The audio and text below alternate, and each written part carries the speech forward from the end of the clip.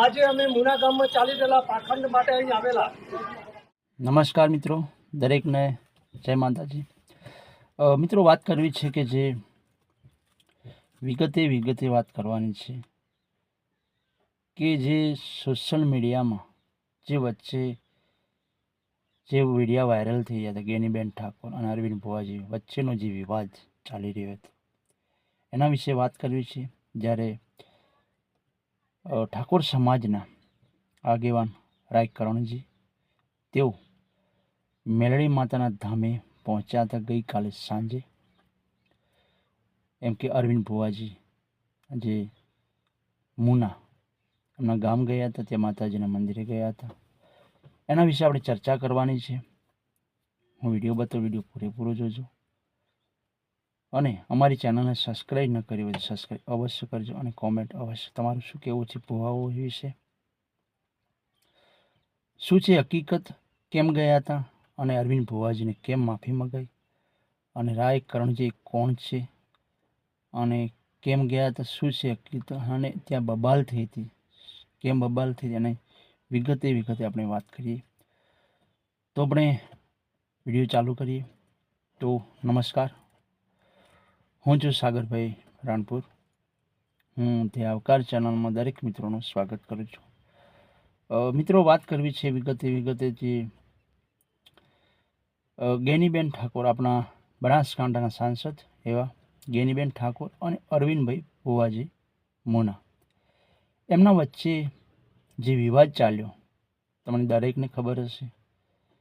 જે 10-15 દિવસથી જે વિવાદ ચાલી રહ્યો છે, ત્યારે ગઈકાલે સાંજે રાય કરણજી ઠાકોર સમાજમાંથી આવે છે, તેઓ આગેવાન છે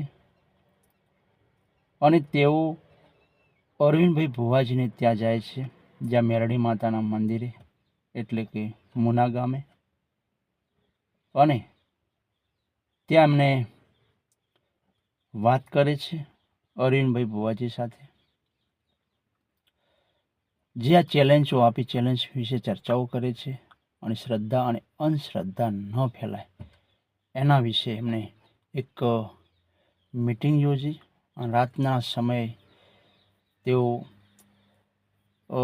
બેઠક કરે છે અને બધાને બોલાવે છે। અરવિંદભાઈ ભુવાજી પણ સાથે હોય છે અને સાથે મળી અને ચર્ચા કરે છે કે શ્રદ્ધા અને અંધશ્રદ્ધા ન ફેલાય અને અમારા ઠાકોર સમાજમાં ઘણા લોકોનું શોષણ થઈ રહ્યું છે, ઘણા ભુવાઓ એમને છેતરી રહ્યા છે, એ વિશે વાત કરે છે।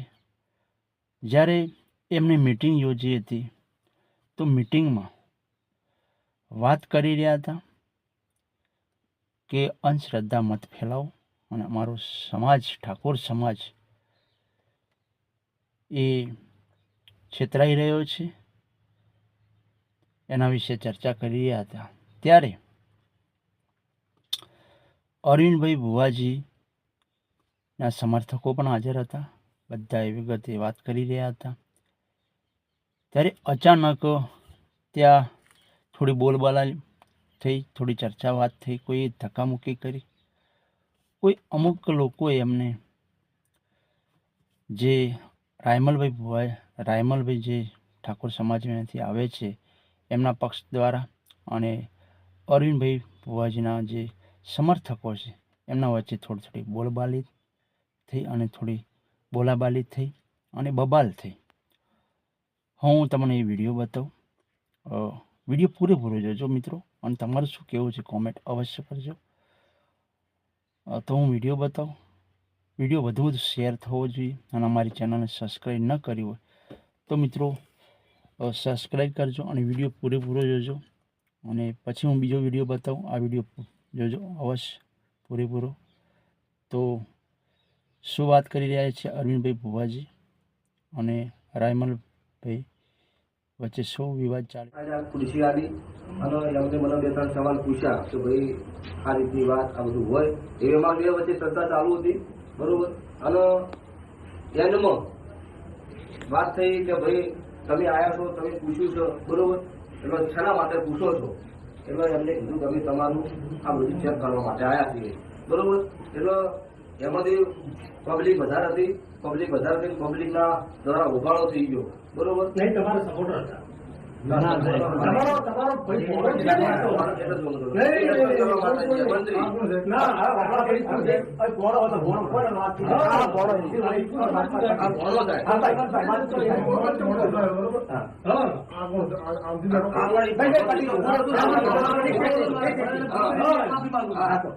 પણ જે કોઈ કર્યું એના કાયદેસર માફી મંગાવું છું ભાઈ, બરોબર. એમાં કોઈ બીજી વાત નહીં કે ખોટું કર્યું છે ઈદના ઘેર તો ભોગવવા અમાર થાય એવો ધંધો કરવો નહીં, ભલે મારે ઘેર નહીં આવી ચાલશે. પ્રશ્ન બીજો કે જે કોઈ અત્યારે ઉગાડો થયો હો એ બધી દિલથી હૃદયના ભાવથી 100% માફી માંગુ છું કે આ વાત કોઈને મગજમાં લેવી નહીં. અત્યારે અમારા દ્વારા મંત્રી દ્વારા બધી વાત થઈ હોય, બરોબર. એ બધી 100% માફી માંગુ છું. કેમ કે મારા ઘરે બબાલ થઈ ગયો, કરવાવાળાની વાત તો સાઈડ રાખો, પણ નોમ બદલે અમારું થાય, અમને ખોટું લાગે, પરિવાર જેવું આડું પાડોનું કામ છે. એટલે દરેકને આ માધ્યમથી જણાવવાનું, કોઈને આ વાતમાં મન દુઃખ રાખવું નહીં, કે તમારો પરિવાર છે કાલ દાડો ભેળું રહેવાનું છે.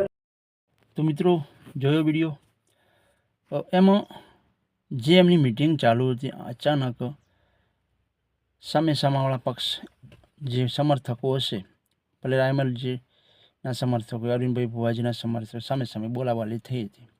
ત્યારે અરવિંદભાઈ ભુવાજીએ એમ પણ કીધું કે તેમના વતી હું માફી માગું છું. જે પણ લોકો હોય, મારા સગાવાલા હોય, મારા સમર્થકો હોય, આજ તો મારા ઘરે તમે આવ્યા છો, માતાજીના મંદિરે આવ્યા છો, એટલે જે પણ વ્યક્તિએ તમારા હાથે બોલાબાલી થઈ હોય, ભલે ધક્કામુક્કી કરી હોય, એના વતી અરવિંદભાઈ ભુવાજીએ માફી માગી હતી. કોઈ બીજી કોઈ માફી માગી નથી. એના માટે માફી માગી કેમ કે તમે અમારા મહેમાન છો, તમે મને મારા ઘરે આવ્યા છો, તેના વતી અરવિંદ ભુવાજીએ માફી માગી હતી. અને બીજી વાત કે જે રાયમલજી તેઓ એક ટીમ બનાવી છે કે અંધશ્રદ્ધા આપણી સમાજમાં ન ફેલાય, એના માટે એમણે એક આખી ટીમ બનાવી છે. ટીમ સાથે ત્યાં મુના ગામે આવ્યા હતા અને તેમણે આજે આંદોલન ચાલુ કર્યું છે જે ભુવાઓ વિશે વિરોધ, એમ કે અંધશ્રદ્ધા ન ફેલાય. ત્યારે આજે મુના ગામે પહેલી વાર આવ્યા છે લોકો, અને જે આ આંદોલન ચાલુ કર્યું છે એ પહેલું આ મુના ગામથી શરૂઆત તેમણે કરી છે. અને એક રીતે બહુ સારું કાર્ય કરી રહ્યા છે રાયમલભાઈ, કે દરેક ભુવાઓ સાચા હોતા નથી અને એમની સમાજમાં ઘણા ભુવાઓ લૂંટી રહ્યા છે લોકોને. તો એમના માટે બહુ સારું કાર્ય કરી રહ્યા છે રાયમલભાઈ. એમને સપોર્ટ દરેકે આપવો જોઈએ કે લોકોનું શોષણ થઈ રહ્યું છે. ઘણા લોકો પૈસા લેતા હોય છે અને દરેક ભુવાઓ સાચા હોતા નથી, અમુક જૂઠા પણ ભુવાઓ હોય છે. તો એના માટે એમણે આંદોલન ચાલુ કર્યું છે. તો બહુ સરસ કાર્ય કરી રહ્યા છે. અને દરેક સમાજની વાત કરીએ તો દરેક સમાજને શિક્ષણ તરફ આગળ વધે એવી આપણે આશા રાખીએ છીએ અને અંધશ્રદ્ધામાં ન ફેલાય. આપણે વાત કરીએ કે દરેકની કુળદેવી, દરેકના માતાજી હોય છે, તો દરેકે માતાજીની સેવા કરવી જોઈએ અને બીજે કોઈ જવાની જરૂર નથી. જે માતાજીના ભુવા હોય તેની પાસે કોઈ પણ તકલીફ હોય તો જોવરાવવું પડે, બહાર ન જવરાય. બહાર જો તેમ કે ખોટી તમારી લૂંટ થાય છે, ખોટી છેતરપિંડી થાય છે, એવું પણ રાયમલભાઈનું કહેવું છે. અને મિત્રો, તમે કર્મ સારું કરો, સારું કાર્ય કરો તો કોઈ નડતું છે નહીં. તો મિત્રો, વિડીયો વધુમાં વધુ શેર થવો જોઈએ અને કોમેન્ટ કરજો. અમારી ચેનલને સબસ્ક્રાઈબ ન કર્યો સબસ્ક્રાઈબ કરજો. ત્યારે રાયમલભાઈ જે ઠાકોર સમાજમાંથી આવે છે, તેઓ આગેવાન છે, તેમનો એક વિડીયો અવશ્ય જોજો. હું વિડીયો બતાવું કે રાયમલભાઈ શું કહી રહ્યા છે, દરેક સમાજને, દરેક લોકોને શું સમજાઈ રહ્યા છે, શું છે તે હું વિડીયો બતાવું. તો વિડીયો પૂરેપૂરો જોજો. અને મિત્રો, આ વિડીયો પૂરેપૂરો જોજો અને અમારી ચેનલ સબસ્ક્રાઈબ ન કરી હોય તો સબસ્ક્રાઈબ કરજો. તો હવે રજા લઈએ. તો દરેકને જય માતાજી, જય સુરપુરા દાદા, હર હર મહાદેવ. હું વિડીયો બતાવું. વિડીયો રાયમલભાઈ શું કહી રહ્યા છે. ગામમાં ચાલી રહેલા પાખંડ માટે અહીં આવેલા અને એ સમયે અમે એ સ્થળ ઉપર આજે ઊભા છીએ હાલ. અને જે તે સમયે અમે બેઠા હતા ત્યારે અરવિંદ ભુવા કરીને અહીંયા આખું આ એક ચલાવે છે અને એની અંદર અમે લોકો અહીંયા બેઠા હતા, એમની સાથે વાતચીત કરતા હતા.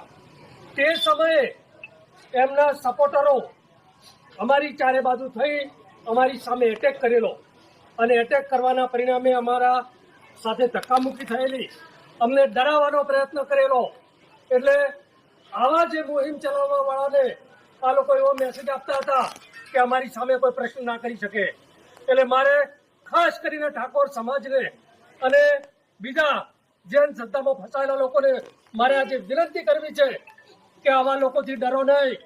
આ લોકો તમારી સામે હુમલો કરશે, તમને કોઈનો દેવનો ડર બતાવશે, તમારી સામે જે પણ એવા હાથગંડા અપનાવશે, પણ આવી રીતે ગભરાતા નહીં. અને તમારે ક્યાંય પણ તકલીફ પડે તો અમને કહેજો.